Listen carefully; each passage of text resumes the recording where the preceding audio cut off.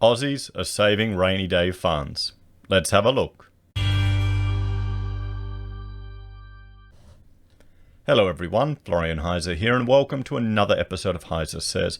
Grab your stein of coffee and let's have a look at this article from Mortgage Business, which is discussing the fact that Australians are saving up, are building up rainy day funds. Now, this is something I've been hoping for with this first recession in 28 years. It may be the slap in the face a lot of people need to get their finances in control. Because people, you can tell people things to do and you get all this advice from your parents and you still do the stupid thing.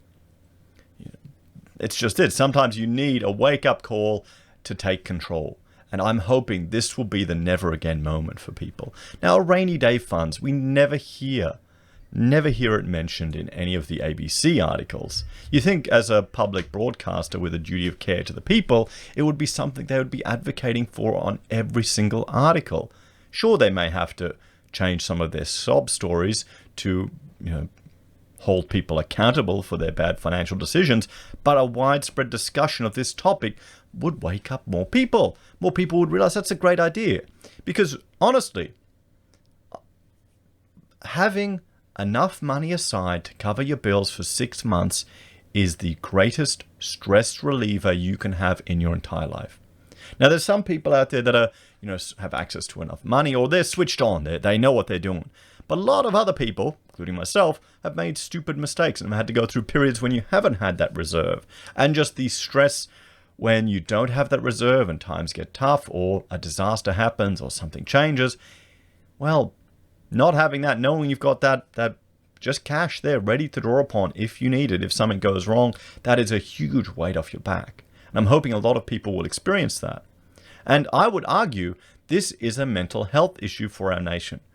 How many relationships, the number one issue is money. So I would encourage you, if you haven't got a rainy day fund, to start getting one. And the rule is, if you look at the Dave Ramsey snowball technique that he's plugging, you build up $1,000 as a quick little mini fund, and then you start attacking your debts. From the smallest debt to the largest debt. They ignore interest. It's about getting the psychological feedback. Damn, yes, I got that one gone. Say you got $500 on a little credit card somewhere. You hit that first before you hit the bigger personal loan, regardless of the interest. Just to hit in that case, the interest will be, personal loan will be less than the credit card, but you get my point. You ignore the interest because you want to get the wins. You want to get into the habit. And then from there, you build up a fund that's meant to be 6 months. And if you haven't done it, trust me, it is a weight off your shoulders. It is a much less stressful life for a lot of people. And we saw how many people drawed upon their superannuation, and I guarantee you a lot of them did it just to get control of their own money. But some of them didn't have a fund, didn't have a rainy day fund. What about the queues at Centrelink, where they suddenly fall on the government for support, and then they realize, wait a minute, I thought this was meant to be like a helping hand, an emergency thing. No, I've got to jump through all these hoops. Oh, wait a minute, I can't have any savings. What's going on here? I think a lot of people got a wake-up call to how horrific the system is. So this is good news. Let's have a look at this and see if I'm unnecessarily and naively excited. But this is good news, everyone. I'm going to have a shot of my coffee and let me know, if you've got a rainy day fund or if you're building it up, guys. So, rainy day savings and saving enough to buy a property to live in are among the top financial goals for 2021, a new survey has found. According to MeBank's latest research conducted by Pure Profile in December 2020, the majority, 44% of 1,000 Australians surveyed, had prioritized rainy day savings as their top financial goal for 2021. This was third place in 2019. So there you go. So it's happening. People are becoming aware. And sure, you're not going to get anything for your interest on your rainy day fund, but that's not what it's about. It's not an investment. You don't see it as an investment. Sure, you might make something on it. It's for emergencies. It's a stress relief. The purpose of that rainy day emergency fund is to take that weight off your shoulder if something happens. It turns a complete disaster and catastrophe where people will make stupid decisions like go to a payday lender to something you can manage. That is it. It's a tool. See it as that. Saving for a holiday, car or other expense other than a home was the second most cited financial priority in 2021. 37% with saving enough to buy a property to live in rounded off the top three. I can't say that is at all that surprising, and I'm just turning on my NVIDIA RTX voice to remove all of the background sound. The crickets are going here. I don't know why. It's in the morning.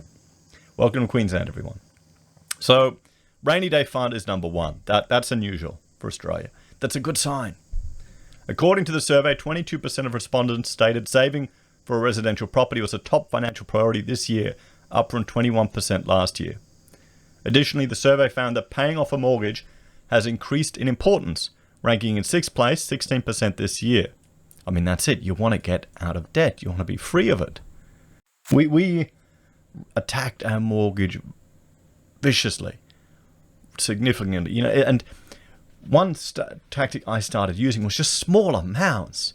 Just, okay, I didn't buy a coffee, $5, boom. Oh, there we go, that I didn't buy that $5, boom, boom, boom. All these little saving or expenses that you just fritter away sometimes, just start chucking it off. And then all of a sudden, oh, look at that, the end of the week, oh, there's $60 off the mortgage. Oh, there's $100. It builds up. Oh, look, over the month, I made the equivalent of an extra week's repayment to it in these small amounts that you don't notice. So the trick is when people use you to make these stupid consumer purchases, you can just get into the habit of building up. And then you look for round numbers. Okay, I want to get those extra repayments up to $1,000, up to $10,000, up to $5,000, and you're 15, 20, 50, 100. Then you kind of can get a bit obsessed, and your wife can get angry at you. No, don't buy that. Put it off the mortgage. But I mean, that's, there's a strategy, guys. Don't think you can't just chip away at something like that. Small amounts grow bigger. It's the habit, and you want that positive feedback.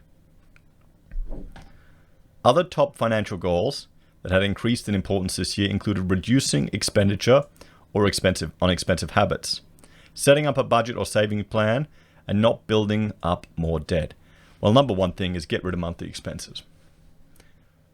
I signed up to Audible for the free thing. I thought, oh yeah, I mean, I want to listen to these books while I'm working. And I thought, no, it's another monthly expense. No, go on. I'm now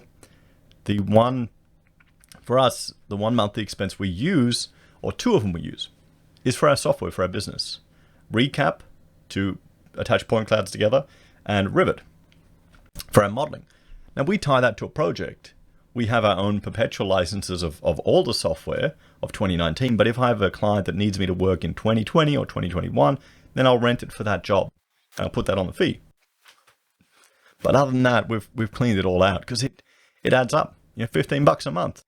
You may not think that's a lot, but that's $15 off your mortgage. And then think about that over 30 years, over 15 years, how much that $15 can save you. So, noting these changing priorities, MeBank suggested there was a desire to improve financial security following the challenges of 2020.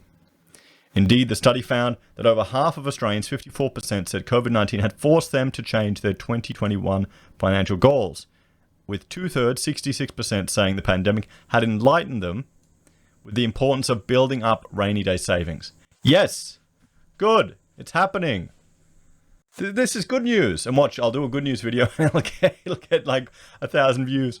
And then people will go in the comments, why don't you write about good news? Or why don't you talk about good news things? Or, yeah. The latest challenges Australians faced when reaching their 2021 financial goals were found to be inadequate incomes, 41%, expenses, 37%. This was followed by the direct impact of COVID-19 at 28%. Well, inadequate incomes it's going to be difficult to up your income with your current employer at the moment, considering we're in a recession, but I'd suggest looking at diversifying your income streams, which is harder to do, easy to say than to do. But looking at your expenses, that's the number one thing that you can all do. Like really dissect, get an Excel spreadsheet and dissect a month of spending. Every credit card spending. Sit down with your partner, your wife or your husband, and just go through it. Go through every single thing. Because then you'll probably be scared. If it's the first time you've ever done it, you'll be shocked at where you're wasting money. And it's kind of depressing. But then that's the first step to getting control, guys. Because you can get in the habits. It's like anything. It's so easy to spend when you tap. Emmy's General Manager of Personal Banking, Claudio Mazzarella, stated that findings reflect a step in the right direction, given Me's latest household finding comfort report showed 21% of Australian households had less than $1,000 in cash savings. I mean, you should probably have $1,000 in cash on hand in case there's a power outage or there's a bushfire and puts out the FPOS system. Or even at least to have $100 so you can fill up the tank of petrol, guys, or get some baby formula or something. But the fact that I can see that happening, that's the problem. Where you don't even have $1,000 in savings. So you got to do it bit by bit, everyone. In uncertain times, it pays to focus on what you can control. Growing a stash of emergency money can be good for your bank balance and your peace of mind. The majority of Australians will be saving more and thinking about what to do best with their money in 2021, he said. And he's right there. So, frankly, I'm quite encouraged. Any comments? Nope, no comments. I'm quite encouraged by this article. It's good to see. It looks like, for near 44% of Australians, this recession has been a wake-up call. And then they need to take the steps to take control of it. Guys, please leave comments, hints, and tips down below for anyone who's starting on this journey. What did you find was the most effective method? For me, it was small bits, just starting, a little bit. $5 here, $10 here, this. It made a difference, and then it snowballs. You want those psychological benefits. Anyway, guys, thanks for watching. Like, share, subscribe to the channel. If you're a fan and enjoy the content I cobbled together here, there are a few ways you can support us. You can join us on YouTube or Patreon. Support us using our affiliate links at Amazon, eBay, Independent Reserve, or AussieBroadband. You can buy a merch from HeiseSays, use Gold Pass from the Perth Mint, or support us via PayPal. Take care, everyone. I'll see you next time. Bye for now.